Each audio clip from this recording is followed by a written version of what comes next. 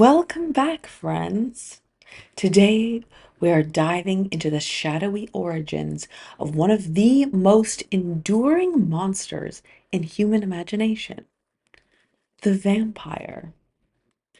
Forget the glittering, romanticized versions we see in modern pop culture. These creatures began as grotesque, terrifying figures in Eastern European and Germanic folklore. And along the way, we'll meet Slavic spirits, Romanian revenants, haunted mountains, UFOs, and even possibly a cursed silent film. Come with me on a journey through time and space. The vampire, as we know it in Europe, was an undead being that feeds on blood, or life force, or the living. But early accounts paint them very differently than today's suave aristocrats. They were bloated, with dark or reddish skin, sometimes with sharp teeth and claws. People believed that they were created by improper burials, suicides, criminals, witches, or those cursed during life. Even something as simple as being born with a birthmark or a cowlick could mark you as destined to rise from the grave. In Germany, there is the Nachzeher, literally translating to after devourer.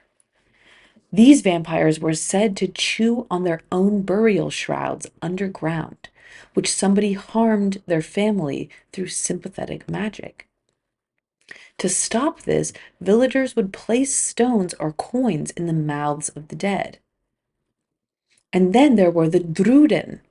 These were nightmarish spirits who sat on people's chest at night, draining energy, eerily similar to the sleep paralysis experience that many people account to this day. Now, as we travel east, vampire traditions become even richer. In the Slavic lands, we find the Upir or the Uprior. These were blood-drinking beings who consumed flesh as well. Also, there is the Stryzia of Poland, who was believed to arise when someone was born with two souls. After death, the second soul would rise and torment the living. In Romania, they had the infamous strigoi. These were known as restless spirits, sometimes living witches, who were known to claw back from the grave. Alongside them were the moroi, who are often described as souls of unbaptized children. And in Bulgaria, vampires could appear as shadowy spirits, corpses, and sometimes even animals. Garlic, iron stakes, and scattering seeds were standard protective measures because vampires, according to the lore, were compelled to stop and count every grain of rice that was laid before them. According to the legends of the Carpathians, vampires were fueled by real fears. During plague outbreaks, bodies often looked undecayed and sometimes even had blood around their mouths from coughing up blood during their sickness. These signs we now know are caused by disease and decomposition, but at the time, these corpses looked like they had been feeding on dead bodies, which created mass hysteria. And looming all over this is the Carpathian Mountains, home to Transylvania. This region is drenched in mystery, strange lights, UFO sightings, geomagnetic anomalies. Some even suggest that the Carpathian Mountains hide portals or bases, linking ancient vampire myths to modern paranormal theories. How did people fight back against vampires? Burial rituals were key. Staking, decapitation, burning, or burying bodies face down were all things that were commonly used throughout Europe. Wooden stakes became iconic, especially when made of specifically aspen wood, oak wood, or hawthorn wood. Aspen was considered to be especially powerful because they believed it was the same wood that was used to build the cross of Christ, therefore carrying a divine energy. Garlic and holy water and crosses became everyday defenses to vampires. And of course, the scattering of seeds or grains. Because why not? If you believe that a vampire was going to count them or that they might, you might as well scatter them. But then, of course, as time came on, Bram Stoker wrote the iconic Dracula. Bram Stoker was an Irishman who grew up hearing ghost stories and famine tales from his mother.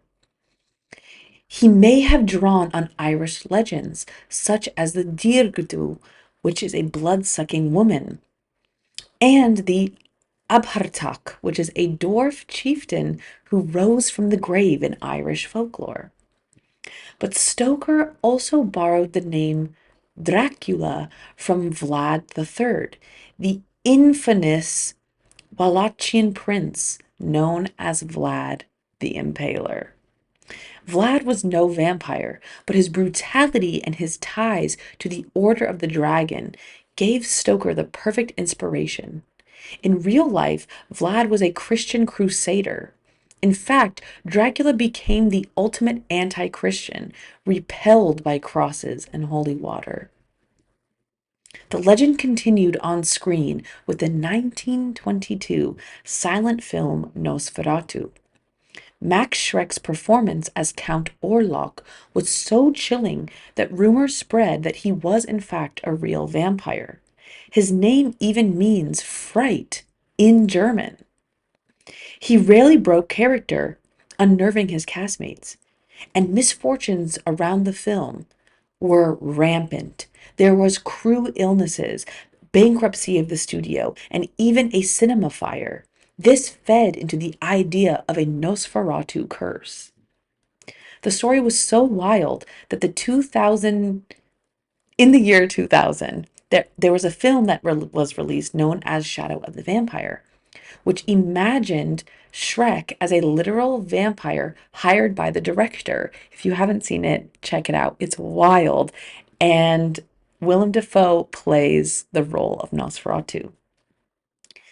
From the bloated corpses in Slavic graves to Stoker's gothic aristocrat to Schreck's cursed performance, vampires have evolved with the human imagination, feeding our deepest fears. They are disease, they are outsiders, they are death itself, dressed in supernatural flesh. And maybe, just maybe, in the Carpathian shadows, something still lingers.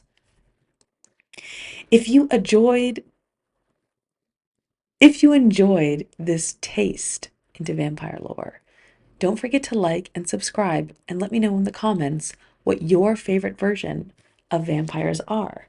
And you can check out my podcast for a deeper dive. Love you, babe.